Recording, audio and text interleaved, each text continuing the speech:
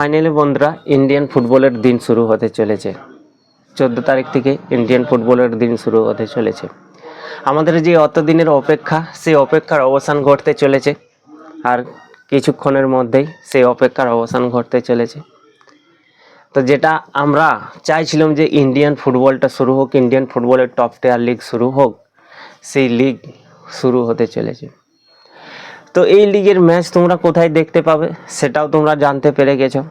Plus opening ম্যাচের যে ticket অনলাইনে অলরেডি বক্স অফিস খুলে গেছে, অনলাইনের বক্স অফিস, এবং তোমাদের যে পছন্দের টিমের, পছন্দের ক্লাবের ম্যাচ কবে আছে, কখন আছে, কটার থেকে আছে, তারও ফিক্সচার তোমরা পেয়ে গেছো। তোমাদেরকে বলে দিই আরও একবার, যারা জানোনি, যে কোথায় ম্যাচটা দেখানো হবে। লাইভ ম্যাচগুলো, আইএসএলের ম্যাচগুলো দেখতে পাবে। তো ফ্যান কোডে তোমরা, ফ্যান কোড অ্যাপে, যে মোবাইলে তোমাদের স্মার্টফোনটা রয়েছে, সেখানে তোমাদেরকে, যদি কারো কাছে ফ্যান কোড না থাকে তো ফ্যান কোড ডাউনলোড করে নেবে তোমরা ফ্যান কোড, এবং ফ্যান কোডে খেলা তোমাকে লাগবে 299 টাকা। কিন্তু একটা হচ্ছে, তুমি আইএসএলের যতগুলো ম্যাচ, অর্থাৎ 91টা ম্যাচ, সেই 91টা ম্যাচ দেখানোর জন্য, এই সিজনটা পুরো ম্যাচ দেখানোর জন্য তোমাকে 299 টাকা লাগবে।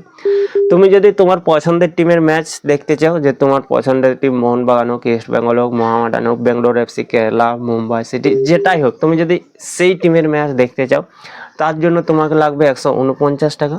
আর তুমি যদি একটা ম্যাচ দেখতে চাও, হয়তো তুমি ধরো ডার্বি, একটা বড় ম্যাচ, বা ডার্বি ম্যাচটা দেখতে চাও, যে মোহনবাগান ইস্ট বেঙ্গলের ডার্বি ম্যাচটা দেখতে চাও, সেখানে তোমাকে 25 টাকা দিতে হবে।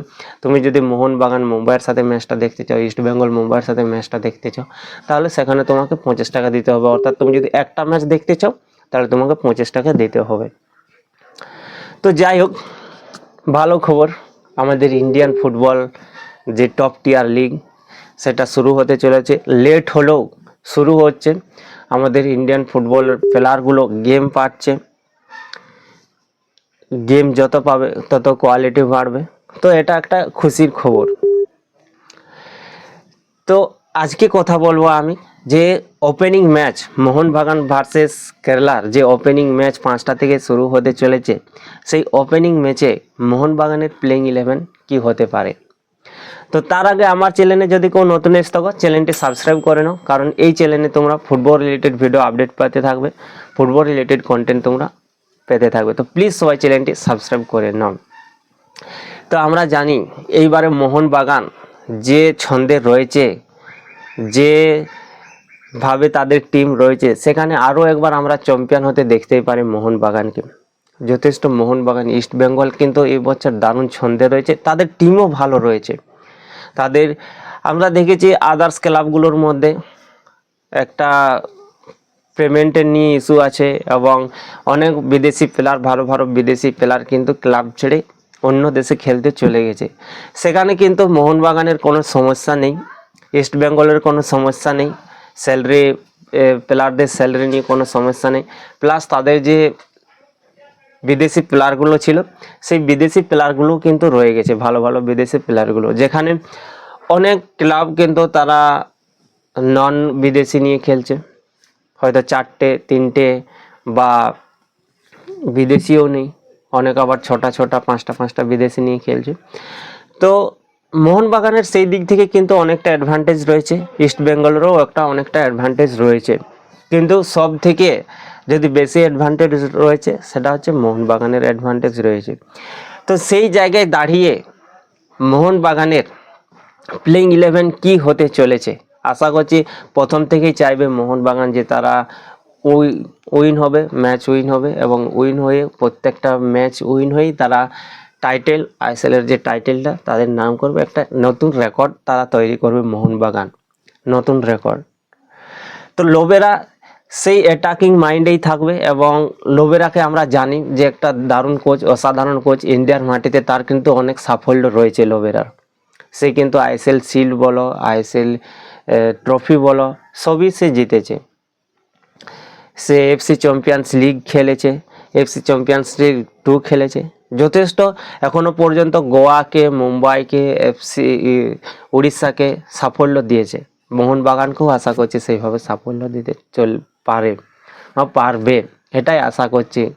যে মোহনবাগানকেও কিন্তু সাফল্য দিতে পারবে লোবেরা। কারণ আমরা প্র্যাকটিস ম্যাচে যেভাবে দেখেছি প্রত্যেকটা প্লেয়ারের সাথে আলাদা আলাদাভাবে কথা বলেছে, প্রত্যেকটা প্লেয়ারকে সে তার সেরার ছন্দে নিয়ে এসছে, তার যে বেস্টটা সেই বেস্টটা নিয়ে এসছে।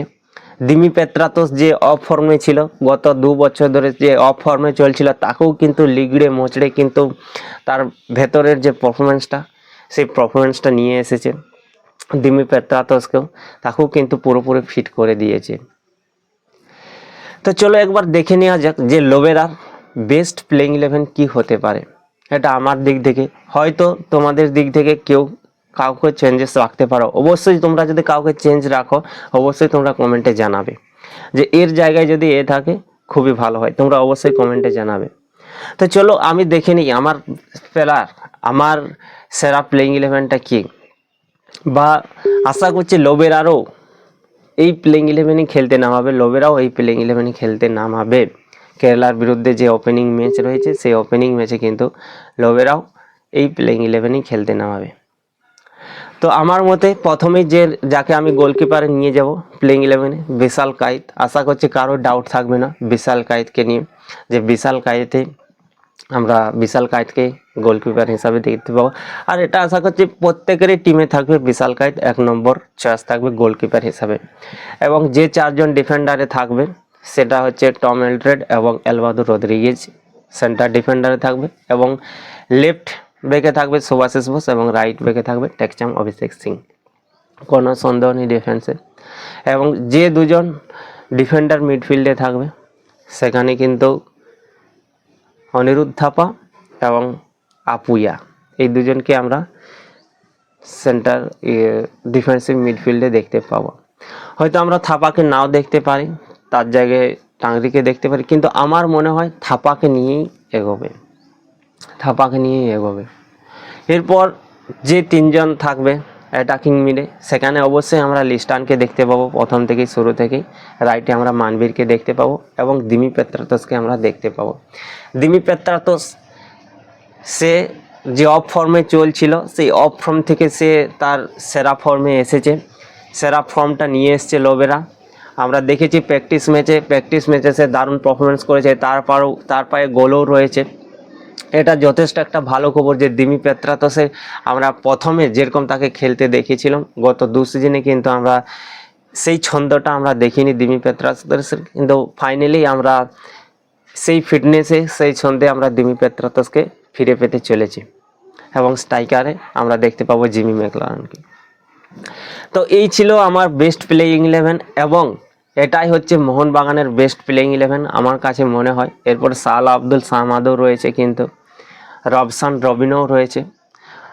যে সাবস্টিটিউটটা সেই সাবস্টিটিউট বেঞ্চে অর্থাৎ রিজার্ভ বেঞ্চেও কিন্তু ভালো ভালো প্লেয়ার রয়েছে মোহনবাগানের কাছে। তো কেউ যদি একটু ডিস্টার্ব করে সঙ্গে সঙ্গে কিন্তু লোবেরার কাছে সেই জিনিসটা আছে, সেই অস্ত্রটা আছে যে তাকে চেঞ্জ করে একটা ভালো অস্ত্র নামানোর জন্য।